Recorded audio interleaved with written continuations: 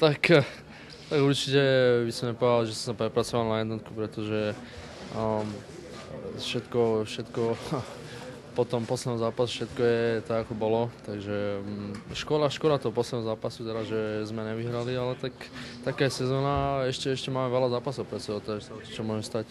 Ale veríš si, že budeš tá jednotka? Tak určite áno, tak každý brankár, ktorý je dvojka, by určite chcel byť jednotka, ale musí to dokázať hlavne výkonmi. Čo hovorí na to Price, že sa vlastne trošku striedate v bránke v tejto sezóne? Tak určite bol spokojný, keď som chytal tých 5 zápasov po sebe, ale tak sa nám darilo vyhrávať a tréner sadil na to brankára, ktorý vyhrával. Alebo čo si myslíš o tom, že ste vlastne stále najmladšia brankárska dvojka? Tak ono záleží hlavne od toho, ako vlastne chytáme. Keď sa darí a vyhrávame, tak určite každý hovorí, že to je dobré. A ako náhle prehráme pár zápasov, tak už každý hovorí, že sme mladí a mali by sme nejakého starého brankára.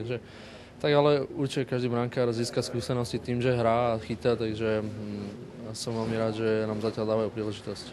Myslíš už na olympiádu? Ja myslím, že skoro celé Slovensko by ťa rado videlo vo Vancouveri.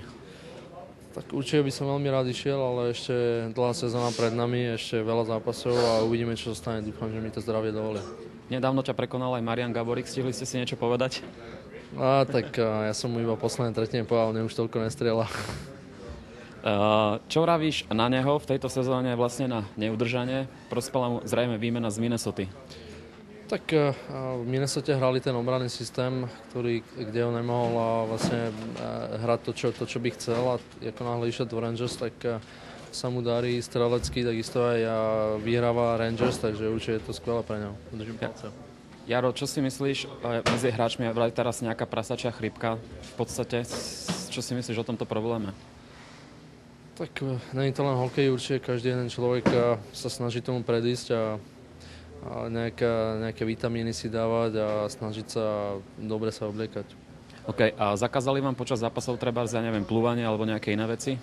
Nie, máme. Teraz nám dali každému vlastnú fľašku, takisto aj na tréningu, takisto aj cez zápas a uteráky sa snažia hneď meniť, aby sme nemali hneď každý na striedačke po sebe nejak uteráky, takže jedine takéto veci.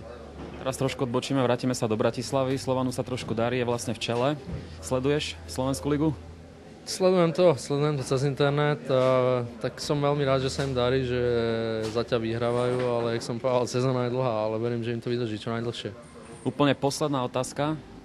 V úvodzovkách zatiaľ Kačica. Vraj by si sa mal objaviť v Chicagu. Čo si o tom myslíš? Bol by si treba rád?